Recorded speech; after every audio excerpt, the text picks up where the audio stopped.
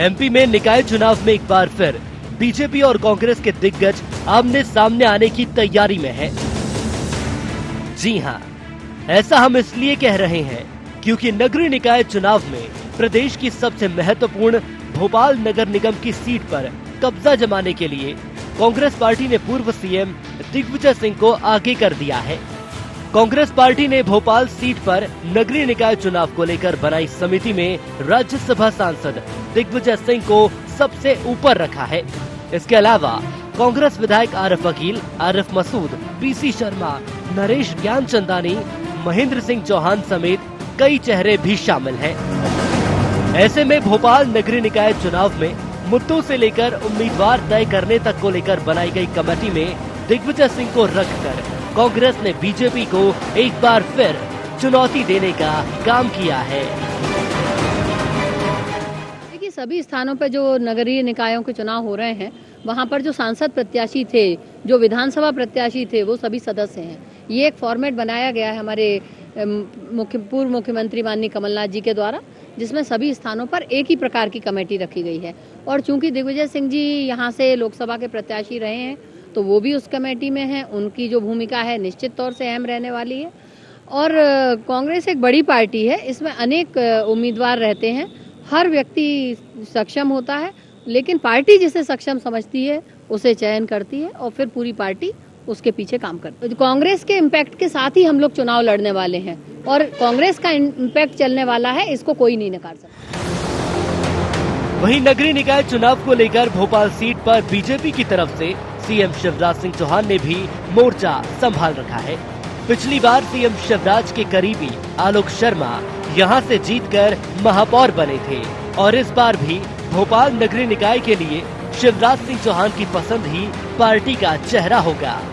हालांकि दिग्विजय सिंह को भोपाल सीट के लिए कांग्रेस द्वारा आगे किए जाने पर बीजेपी चुटकी लेते हुए नजर आ रही है।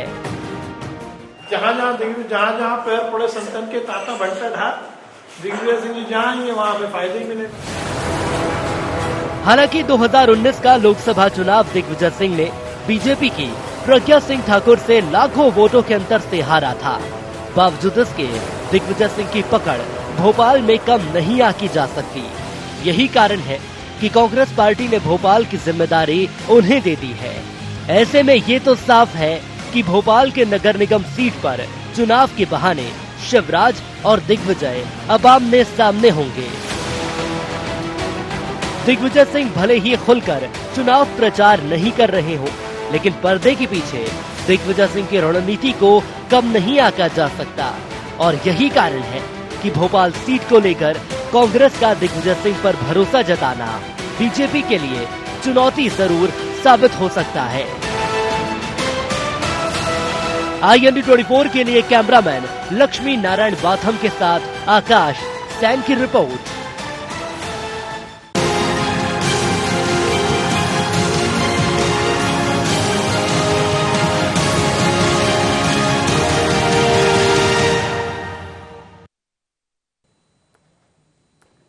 नमस्कार, शार्प एट 7 में आप सबका स्वागत है। मैं हूं आपके साथ मुक्ता पाठक। मध्य प्रदेश में विधानसभा उपचुनाव के बाद अब जो दोनों पार्टी हैं उनका फोकस और पूरी तरह से जो अगर हम कहें वो जो स्ट्रैटेजीज बन रही है, जो मैराथन बैठक हो रहे हैं, प्रत्याशियों की जो कवायद हो रही है, वो सब नगरीय निकाय चुनाव के लिए। और भोपाल का जो नगर निगम है, ये जो है ये प्रतिष्ठा का सवाल अब बन गया है और दो दिग्गज नेता इसमें जो है आमने सामने नजर आ रहे हैं। मुख्यमंत्री शिवराज सिंह चौहान अगर एक तरफ हैं तो दूसरी तरफ पूर्व मुख्यमंत्री दिग्विजय सिंह हैं। और ये दोनों नेता जो हैं 2003 के जब विधानसभा चुनाव हुए थे तब पहली बार आमने सामने राहोगढ़ सीट से दोनों चुनाव लड़े थे। लेकिन इस बार भोपाल नगर निगम की हम बात करें तो दोनों जो है आमने सामने नजर आ रहे हैं। शिवराज सिंह चौहान चाहेंगे कि जैसे पहले उनका पूर्व में जो उनके मेयर थे आलोक शर्मा, इस बार भी उन्हीं का कोई कैंडिडेट सामने आए। ठीक उसी तरह दिग्विजय सिंह जो है उनको कमान दी गई है उनको नगरीय निकाय के लिए, तो वो भी चाहेंगे कि उनका जो है उनका कोई कैंडिडेट यहाँ पे आए। तो हम देख रहे हैं कि किस तरह दो दिग्गज जो है वो आमने सामने। तो हम इसी विषय पर चर्चा करेंगे। हमारे साथ स्टूडियो में मौजूद है हमारे editor in chief Sunil Srivastava ji, मेरे साथ फोन लाइन पे हैं बृजेंद्र सिंह राठौर जी और दीपक जोशी जी। आप सबका शार्प एट 7 में बहुत बहुत स्वागत है। सबसे पहले तो बृजेंद्र सिंह राठौर जी आपके पास आऊंगी। आप कैसे देख रहे हैं नगरीय निकाय चुनाव है, उपचुनाव में जिस तरह से अगर हम देखें तो कांग्रेस का परफॉर्मेंस बहुत अच्छा नहीं रहा, तो अब जो है चुनौती है कांग्रेस के सामने, जिस तरह से हम देख रहे हैं मैराथन बैठक हो रही है, समितियां जो हैं बन रही हैं और संगठन में फेरबदल की बातें हो रही है, नगरीय निकाय को आप लोग बहुत सीरियसली ले रहे हैं। अब दिग्विजय सिंह सामने है, कैसे देख रहे हैं आप? देखिए, चुनाव कोई भी हो, स्वाभाविक है मुक्ता जी, उसको गंभीरता से लिया ही जाता है। उपचुनाव का जहां सवाल था, आप सबको मालूम है कांग्रेस ने पूरी ताकत के साथ इस चुनाव को लड़ा। जनता का पूरा माहौल भी कांग्रेस के पक्ष में था, लेकिन नोट तंत्र के सामने वोट तंत्र जो है वो कमजोर पड़ गया, या मशीन तंत्र के सामने वोट तंत्र कमजोर पड़ गया। खैर, वो एक अलग विषय है। अब नगर निगम का और नगर पंचायतों का चुनाव है। कांग्रेस पूरी मुस्तैदी के साथ इस चुनाव को लड़ेगी और हमारे वरिष्ठ नेताओं से लेके जो प्रदेश के प्रभारी हैं, मुकुल वासनिक जी हुए, कमलनाथ जी हुए, दिग्विजय सिंह जी हुए, और जो नीचे तक की लाइन है, सारे लोग इसके ऊपर रणनीति तैयार कर रहे हैं। और भारतीय जनता पार्टी को तो जवाब देना है, क्योंकि 15 साल तक जो है ये सत्ता में थे और अभी भी 1 साल फिर इनको सत्ता में हो गया। केवल बीच का जो समय था वो कांग्रेस का था, जिसको अनैतिक तरीके से इन लोगों ने गिराने का काम किया। तो जवाब इनको देना है जनता के बीच में, क्योंकि जिस तरीके से डीजल की महंगाई बढ़ी है, जिस तरीके से पेट्रोल की महंगाई बढ़ी है, जिस तरीके से मकानों के ऊपर टैक्स वसूले जा रहे हैं, और राजधानी तक को देख लीजिए, छोटे शहरों की तो आप बात छोड़ दीजिए, राजधानी में ही चाहे कोलार के इलाके में चले जाएं, चाहे दूसरे इलाके में चले जाएं, खस्ता हालत है सड़कों की। बार बार पैच लगा के उस पर मरम्मत हो रही है, स्ट्रीट लाइट फेल पड़ी है, तार टूटे पड़े हैं, कई बिजली के तारों से लोग मारे जा रहे हैं, बिजली के बिल चौगने आ रहे हैं।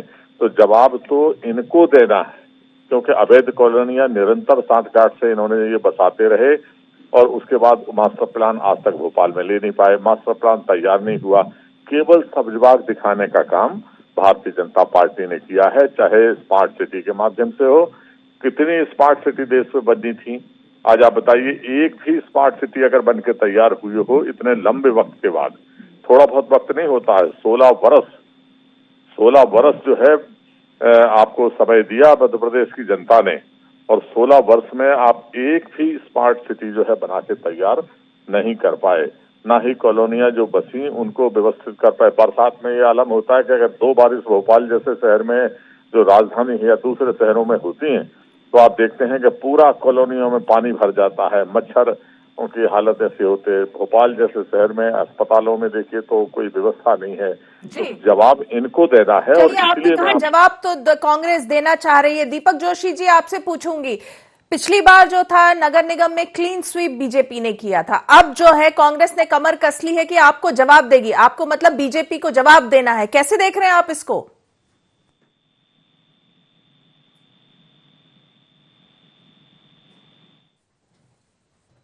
दीपक जोशी जी,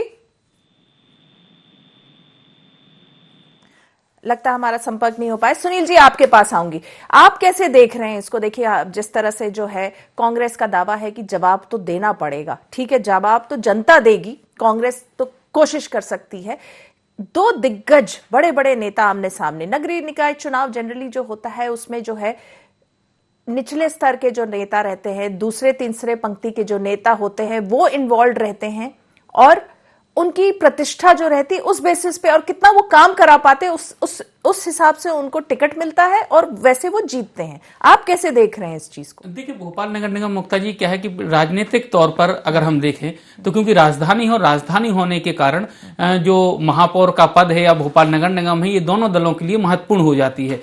अगर हम देखें तो इससे पहले कृष्णा गौर जो भी विधायक हैं गोविंदपुरा से, वो महापौर थी। उसके पहले भी अगर हम जाएं तो विभा पटेल जो महापौर थी कांग्रेस की तरफ से, वो यहाँ पर गोविंदपुरा से बाबूलाल गौर के खिलाफ चुनाव लड़ी थी। उमाशंकर गुप्ता भी महापौर रहे, दीपचंद यादव। अधिकांश जो महापौर राजधानी के रहे हैं वो आगे चलकर या तो विधायक बने हैं या मंत्री हुए, तो बेहद महत्वपूर्ण चुनाव हो जाता है। और ये माना जा रहा है क्योंकि कांग्रेस ने जितनी भी लोकसभा सीटें थी जो नगर निगम के सिलेक्शन के लिए जो समिति बनाई है उसमें वहां के स्थानीय जो सांसद प्रत्याशी थे उनको रखा है, जो विधायक प्रत्याशी थे उनको वहां पर सिलेक्शन कमेटी में रखा है। तो इस नाते दिग्विजय सिंह राजधानी भोपाल से, क्योंकि पिछला चुनाव लड़े थे लोकसभा का, वो यहाँ की सिलेक्शन कमेटी में है। और ये माना जा रहा है क्योंकि शिवराज जी की पहली पसंद यहाँ पर पिछले चुनाव में हमने देखा उनके मित्र रहे आलोक शर्मा रहे हैं। तो ये माना जा रहा है कि शिवराज जी और दिग्विजय सिंह अप्रत्यक्ष तौर पर इस चुनाव के जरिए, भोपाल नगर निगम के चुनाव के जरिए आमने सामने होंगे। और यही माना जा रहा है कि दोनों ही नेता, चाहे शिवराज जी हो या फिर दिग्विजय सिंह जी हो, दोनों ही अपने कैंडिडेट, हालांकि सिंबल पार्टी का रहेगा, लेकिन दोनों चाहते हैं कि उनकी पसंदीदा कैंडिडेटों को ही इस चुनाव में मौका मिले। जी, दीपक जोशी जी हमारे साथ जुड़ गए हैं। स्वागत है आपका शार्प एट 7 में। दीपक जी, क्या कहेंगे आप, जिस तरह से कांग्रेस जो है कह रही है कि इस बार जो है उसको जवाब देना है बीजेपी को, इस बार नगरीय निकाय चुनाव में जवाब देना, और जिस तरह से वो कमर कस रही है, बहुत सीरियसली इस चुनाव को ले रही है, कैसे देख रहे हैं आप? क्योंकि बीजेपी ने पिछले नगर निगम के चुनाव में पूरा क्लीन स्वीप हुआ था, 16 का 16 नगर निगम जो है उसने जीता था। देखिए, शहर की सरकार और शहर की जनता हमेशा भारतीय जनता पार्टी के समर्थक रही है और काफी नगर निगमों में जनसंघ के जमाने से ही भारतीय जनसंघ और फिर उसके बाद भारतीय जनता पार्टी लगातार नगर निगमों में काबिज होती रही है। लेकिन जो मध्य प्रदेश की सरकार के काम थे और उस काम के आधार पर जो शिवराज सिंह जी का चेहरा कहीं न कहीं आगे था, आपने देखा कि पिछले नगर निगम चुनाव में एक भी नगर निगम कांग्रेस को नहीं मिला, जबकि कुछ नगर निगमों के चुनाव समय से अलग हटके हुए, जिनके बाद में हुए, मेरे ख्याल से एक आध जगह के और कहीं के हुए, लेकिन उन सब जगह बीजेपी कहीं न कहीं काबिज हुई है।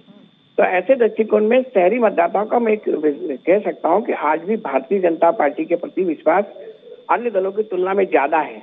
और कांग्रेस जैसा कह रही है कि अब हम करेंगे, तो कांग्रेस के पास मौके लगातार रहे। कांग्रेस तो वो पार्टी रही जिसने देश में लंबे समय तक शासन किया, लेकिन शासन के साथ वो व्यवस्थाएं जो शहरों में देना चाहिए वो कांग्रेस ने नहीं दी थी। और शायद इसी का परिणाम है कि आज एक भी नगर निगम में, बड़ी नगर पालिकाओं में कांग्रेस का ही काबिज नहीं है। ऐसे दृष्टिकोण में मैं दावे से कह सकता हूं कि आने वाले चुनाव में भी शहर सरकार में भारतीय जनता पार्टी बहुत बड़े बहुमत के साथ स्थापित होगी। और जो नया प्रधानमंत्री जी ने संदेश दिया स्मार्ट सिटी और अच्छे शहरों की जो उन्होंने कल्पना की है स्वच्छता मिशन के साथ साथ, तो शहरों में स्थापित करने का काम भारतीय जनता पार्टी लगातार कर रही है और अच्छे से काम करने का प्रयत्न होगा। जी बिल्कुल। दीपक जी, इस जो आपने कहा है इस पे हालांकि बृजेंद्र सिंह राठौर जी ने कई बात कही कि जैसे स्मार्ट सिटी का काम नहीं हुआ, इन सब विषय पे हम फिर से चर्चा करेंगे। अभी वक्त हो चला है एक बहुत छोटे से ब्रेक का। दीपक जोशी जी आप और बृजेंद्र सिंह राठौर जी आप दोनों बने रहिएगा फोन लाइन पे, हम जल्दी लौटते हैं एक छोटे से ब्रेक के बाद।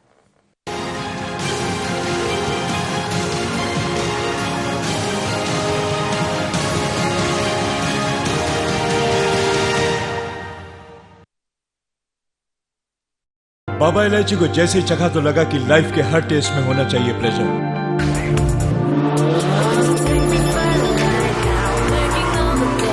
बाबा इलायची, व्हाट्स योर प्लेजर?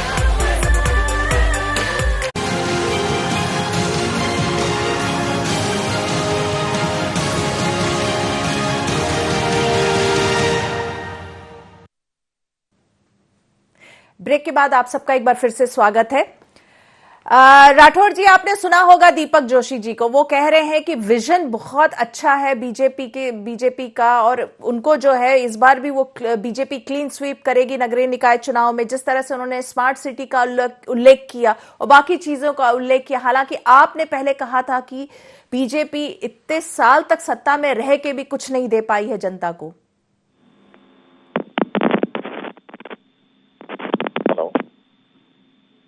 राठौर जी? हाँ जी जी, आप उससे कह रही हैं? जी मैंने आपसे पूछा कि अभी आपने सुना होगा कैसे कि दीपक जोशी जी ने कहा कि बीजेपी का जो है विजन बहुत साफ है, स्मार्ट सिटी और बाकी चीजें जो है कई उपलब्धियां उन्होंने गिनाई। हालांकि आपने अभी कहा था कि बीजेपी जो है इतने साल में भी उसने वो जनता को कुछ नहीं दे पाई।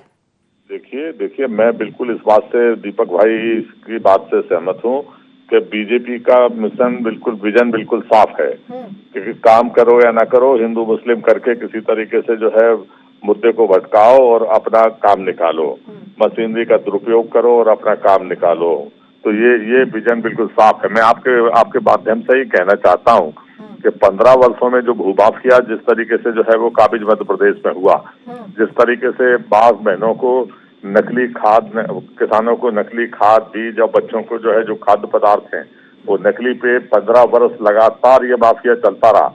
अगर कमलनाथ जी की सरकार बीच में नहीं आई होती और उन्होंने शुद्ध के खिलाफ युद्ध नहीं छेड़ा होता तो आराम से 15 वर्ष गुजर गए थे और जो वक्त मिलता वो भी गुजर जाता। तो अब ये नगर निगम के चुनाव है तो हमारे मुख्यमंत्री जी को ध्यान आई कि हमें भी कुछ करना पड़ेगा और बहुत तेजी से जमीन में गाड़ दूंगा, ये करूंगा, वो करूंगा, तमाम बातें उनको चिंता हो रही हैं। आप भोपाल शहर को ले लीजिए, रेरा का गठन यहाँ पे हुआ, लेकिन कितने सारे लोग हैं जो मकान जिन्होंने खरीदे और आज भी उनका भुगतान नहीं हुआ और वो दर दर की ठोकरें खा रहे हैं, उनकी कोई सुनने वाला नहीं है। तो ये जो विजन इनका है कि काम करो, ऐसा करो, हर हालत में अगर किसान आंदोलन पे बैठता है तो उसको ये पाकिस्तान का बता देते हैं, चाइना का बता देते हैं या दूसरे तरीके से बता देते हैं। लेकिन अब की बार मध्य प्रदेश की जनता इनसे ये जवाब मांगेगी कि आपने डीजल पेट्रोल महंगा किया तो इसका जवाबदार कौन है? आप जी दीपक जी, आपने सुना होगा अभी राठौड़ साहब को, क्या कहेंगे आप?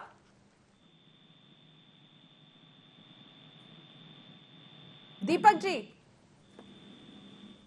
लगता है हमारा संपर्क नहीं हो पा रहा। सुनील जी, आपके पास आऊंगी, आप कैसे देख रहे हैं? क्या वाकई में जिस तरह से बार बार कांग्रेस कह रही है कि बीजेपी ने कुछ काम नहीं किया या इतनी ऐसी कोई सौगात नहीं दी जनता को, और शिवराज सिंह चौहान का जैसा वो कह रहे हैं कि चूंकि नगरीय निकाय चुनाव सामने है इसलिए ये सारे वो घोषणा कर रहे हैं और इस तरह के जो वो मुहिम चला रहे हैं भूमाफिया और मिलावट के खिलाफ, तो क्या लगता है ये सब केवल एक नगरीय निकाय चुनाव को सामने है उसके लिए हो रहा है?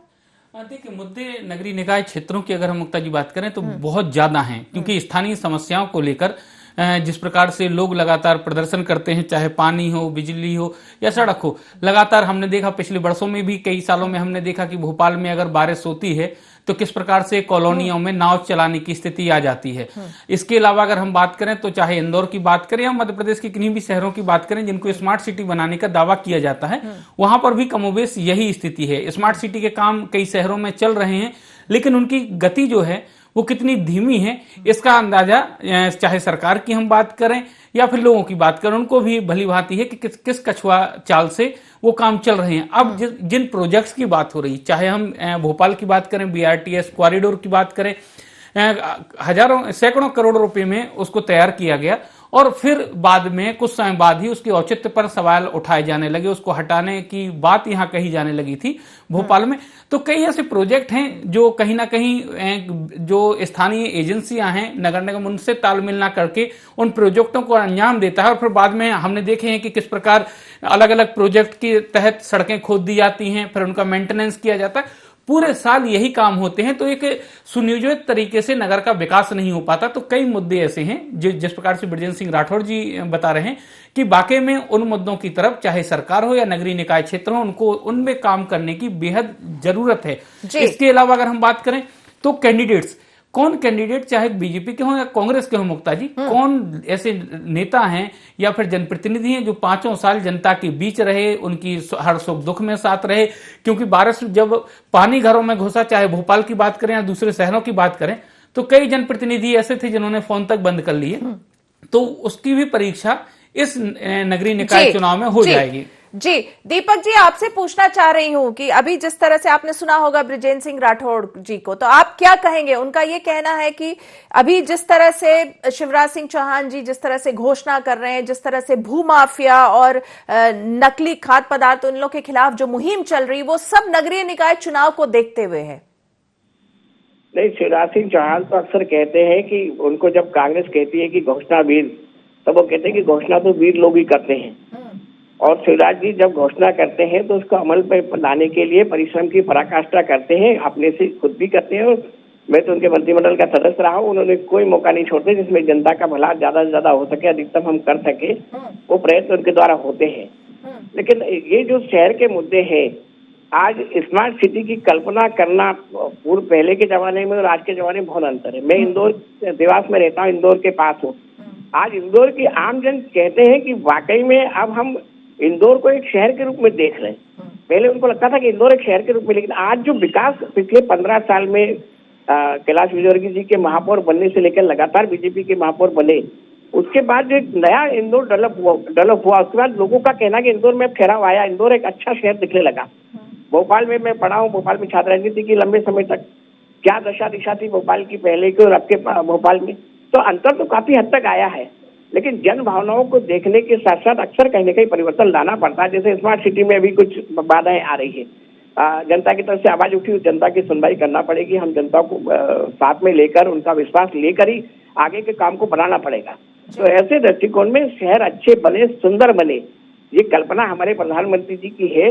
उस कल्पना को अमली रूप में फैलाने के लिए जनता को कम से कम कष्ट हो, अधिकतम उनका लाभ हो, इस पे विचार करने का काम हमारी पार्टी लगातार कर रही है। और मेरे ख्याल से मुख्यमंत्री शिवराज सिंह चौहान ने हमेशा कहा है कि बजट की कोई कमी नहीं आने दूंगा।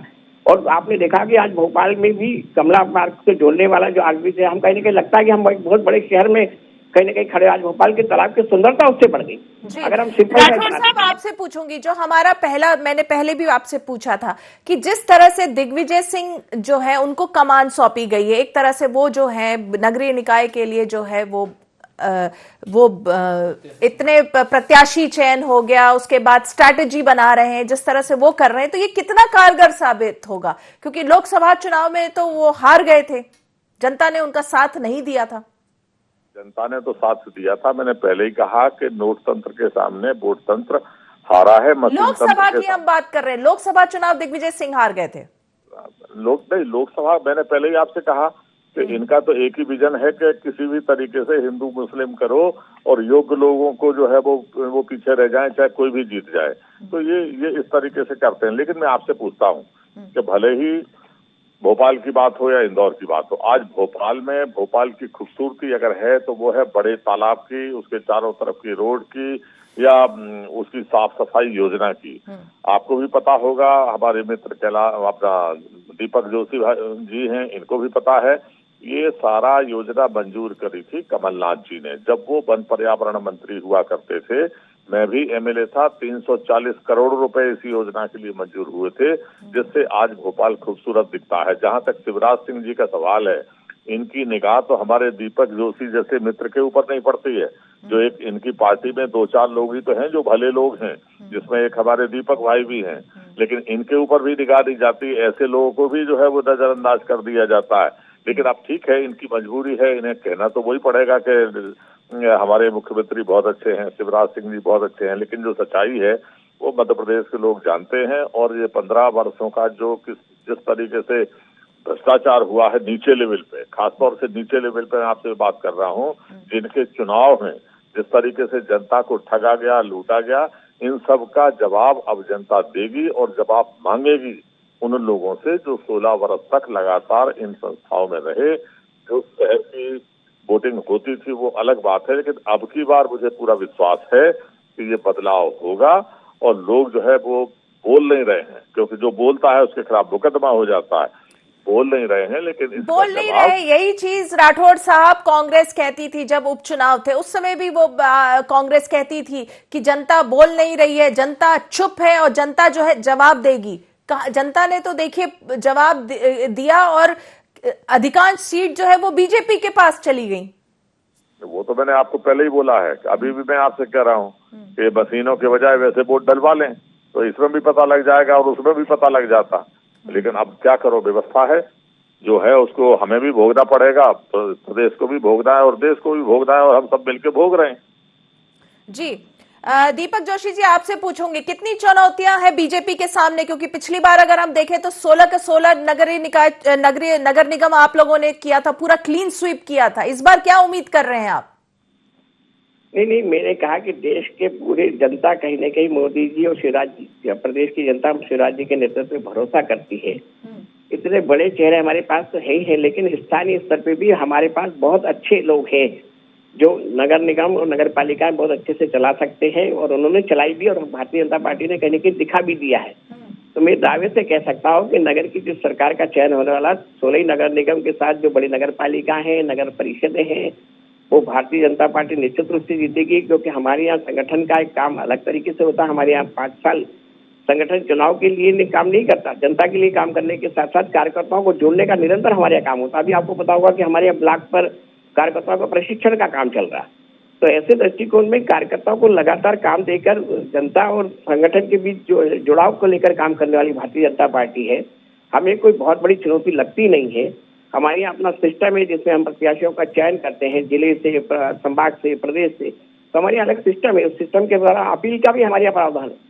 अगर कोई किसी को लगता है कि प्रत्याशी का गलत चुनाव तो अपील समिति उसका फैसला भी करती है और बोलती है कि प्रत्याशी बदल देती है। सुनील जी, आपसे पूछूं जाते जाते आप क्या कहेंगे? देखिए, बीजेपी में तो हम सब देखते हैं कि एक सिस्टम है, संगठन है, मजबूत है और वो उनके कार्यकर्ता जो है वो उत्साहित भी है उपचुनाव के नतीजे से। कांग्रेस में हम लोगों ने इस बार अभी जो है जब से सत्ता गई तब से हम लोगों ने बिखराव देखा है। कई बार देखा है कि प्रत्याशियों का भी जो है टोटा रहा है। अब कांग्रेस ऐसा लग रहा है जैसे कि वो सीरियस हो रही है नगरीय निकाय चुनाव को। आप क्या समझ रहे हैं? देखिए, कांग्रेस के अगर लिहाज से देखें तो कांग्रेस ने 16 नगर निगमों के लिए जो 16 पूर्व मंत्री हैं उनको प्रभारी बनाया है और सह प्रभारी एक महिला नेत्रियों को बनाया है, जिससे 50% जो आरक्षण की बात है स्थानीय निकायों में उसको पूरा कांग्रेस कर सके। साथ ही कांग्रेस, क्योंकि हर बार गुटबाजी के आरोप लगते हैं कि किसी दूसरे गुट विशेष के व्यक्ति को टिकट दे दिया गया, इसलिए दूसरे प्रभाग जो पूर्व मंत्री हैं उनको अब जवाबदारी दी गई है। और इसके अलावा जो प्रत्याशी हैं, चाहे लोकसभा के हों, विधानसभा के हों, नगर पालिका के हों, वो सभी प्रत्याशियों को भी उस कमेटी में रखा गया है। तो कांग्रेस को लगता है कि इस तरीके से जीतने वाले और योग्य उम्मीदवार उनके सामने होंगे। लेकिन बीजेपी के सामने, क्योंकि कांग्रेस लगातार इस प्रकार की एक्सरसाइज करे, बीजेपी लगातार चुनाव मोड पर रहती है और बीजेपी के पास एक लंबी फहरिस्त है चुनाव लड़ने वालों की। तो कांग्रेस के सामने सबसे बड़ी चुनौती मुक्ता जी यही होगी कि जीतने वाले योग्य उम्मीदवार का चयन करना। बिल्कुल।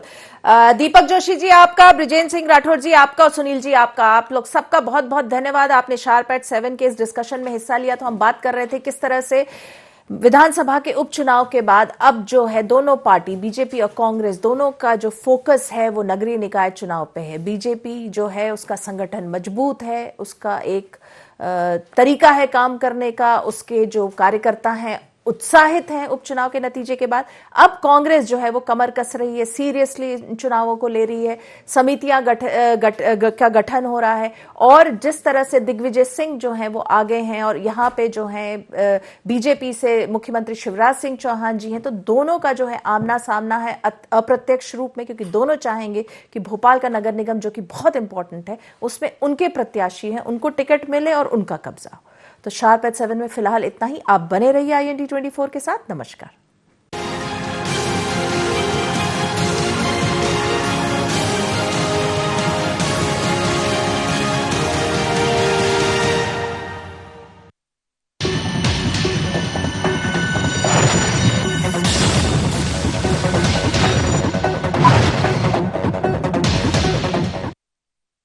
बाबा इलायची को जैसे ही चखा तो लगा कि लाइफ के हर टेस्ट में होना चाहिए प्लेजर।